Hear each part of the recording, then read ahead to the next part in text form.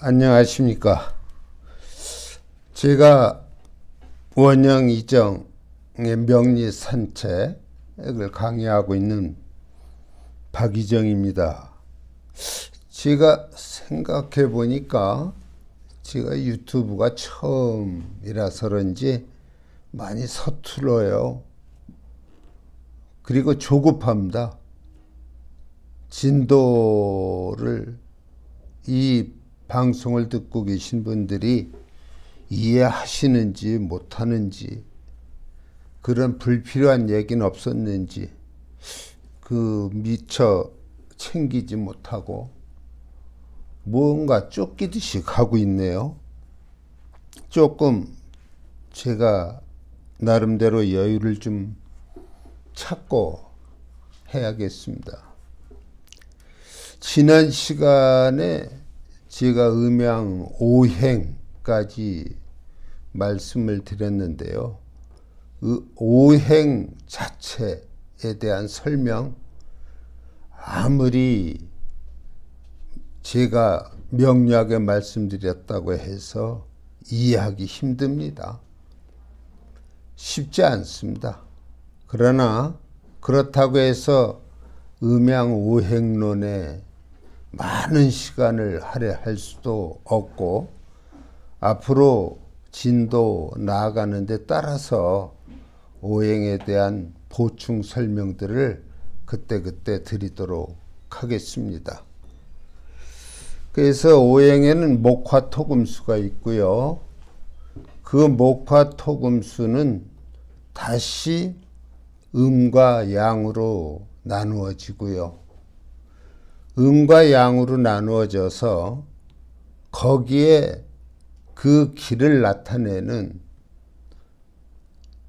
어떤 상형의 문자가 필요해서 10개의 천간이 놓였다고 말씀을 드린 기억이 납니다.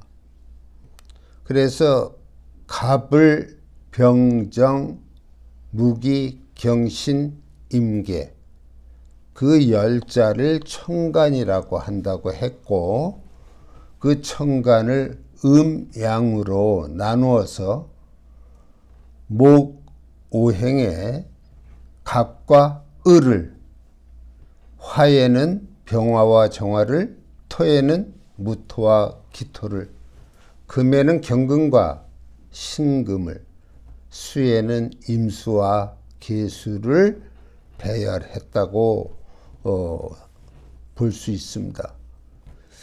그 10개의 천간은 다 나름대로의 개성과 자기만의 독특한 작용을 하고 있습니다. 여기 잠깐 좀 보실까요?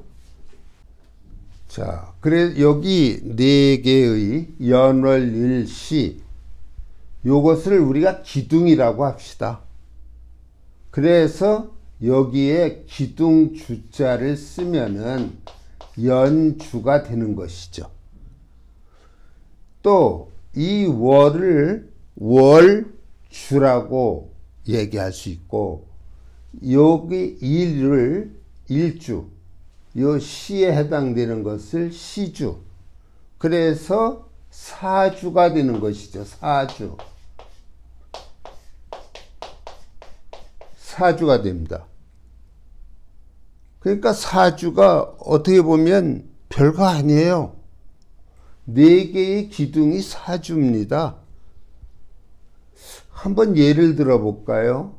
미리 예방주사를 맞는다고 생각하시고, 저희가 천간과 지지 아직 구체적으로 살펴보지 않았음에도 불구하고 이 사주의 틀을 놓고 말씀을 드리겠습니다. 이제 계묘년이 됐어요.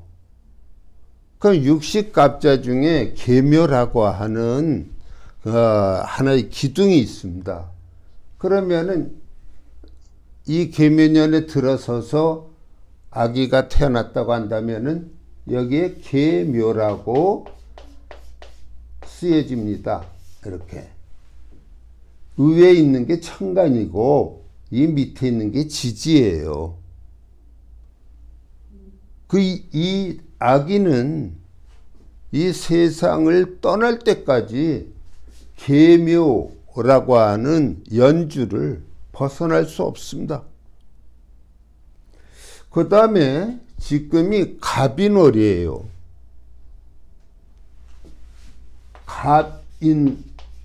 갑인월입니다. 이 월주라고 해요. 월주.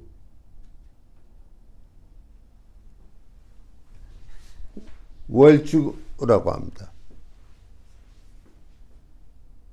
그 다음에 요 일주는 자기가 태어난 날 일주라고도 하고 일진이라고도 하는데 자기 생일날이죠.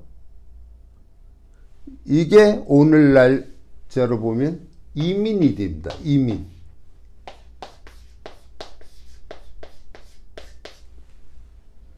지금 시간을 보니까요. 오후 5시가 됐습니다. 지금 제가 오후 5시에 이 방송을 통해서 여러분들과 만나고 있습니다. 그럼 5시라고 하면은요, 우리가 신시가 됩니다. 신시. 그래서 여기에 신이 놓이는데 이 신이 천간에 놓이는 글자를 대동하게 되어 있습니다. 여기에 놓이는 것을 우리는 시두법이라고 하는 방법을 통해서 놓을 수가 있는데요. 여하튼 이와 같이 돼서 하나의 사주가 만들어지는 겁니다. 사주가 만들어지는데 지금 제가 여러분들에게 드리고자 하는 말씀은 천간에 대한 거예요. 이 천간은 각 기둥의 윗자리에 놓여요. 이거 하늘을 뜻합니다. 이 천간은 어느 누가 보아도 개수구나, 간목이구나, 임수구나, 이걸 명확히 알 수 있도록 밝게 드러나 있는 겁니다. 그 다음에 요 지지는 다음 시간을 통해서 말씀을 드릴 겁니다. 자, 그래서 여러분들이 봤을 때 아직 사주가 뭔가 그런 것이 명확하게 와 닿지 않겠지만 일단 사주 팔자라고 하는 것을 우리가 한번 생각을 해보자. 이 사주 팔자 할 때 글자 그대로 보면은 4개의 기둥과 8개의 글자예요. 맞지 않습니까? 연, 월, 일, 시, 사주예요. 그 다음에 글자가 천간 4자와 지지 4자 합해서 8자가 됩니다. 사주 팔자가 여기에서 나온 얘기인데요. 우리가 명리를 공부했든 안 했든 팔자 타령 많이 하지요. 팔자가 사나워서 일이 잘 되지 않는다든지, 심지어는 팔자가 나쁘다는 표현을 거의 욕설에 가깝게 탓을 할 수도 있습니다. 일진이 사납다, 일진이 더럽다, 이런 표현도 합니다. 일진이 뭐예요? 그날의 운세예요. 우리가 이러한 사주라는 걸 몰라도 우리가 일상생활에서 쓰는 용어 중에는 이미 이 명리학의 용어들이 쓰이고 있다는 것입니다. 1000년 이상의 역사를 갖고 있는 이 명리라고 하는 철학, 그것이 우리의 일상생활에 그만큼 녹아들어 있다는 것이지요. 자, 제가 드리고자 하는 말씀은 이 10개의 천간이 있는데요. 다시 말해서 가, 을, 병, 정, 무, 기, 경, 신, 임, 개 10개죠. 이 10개는 어디서 생겨났다고 전에 말씀드렸어요? 중국의 황제라고 하는 임금이 나라를 다스리는 데 있어서 너무 혼란스러우니까 하늘에 제를 지내 청했답니다. 이 나라를 편안케 해 주소서. 그때 하늘로부터 천간열자와 지지 12자가 내려온 것입니다. 황제는 천간열자를 하늘에다 둥글게 배포하고 지지 12자를 동서남북 사방으로 펼쳐 놓았던 것이죠. 그런 전설이, 그러한 신화가 있다고 먼저 시간을 통해서 말씀드렸습니다. 자, 그렇게 해서 생겨난 천간, 그 천간은 개개인의 사주에 연월 일시 윗자리에 배열이 됩니다. 이 사주는요,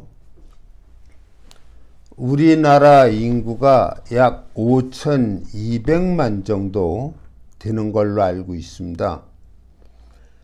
물론 남녀의 성비로 본다면 여자의 비율이 약간 높습니다.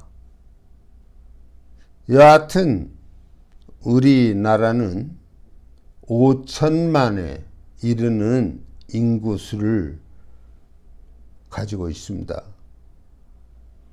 그 5천만 명 중에 사주 없는 사람은 없지요.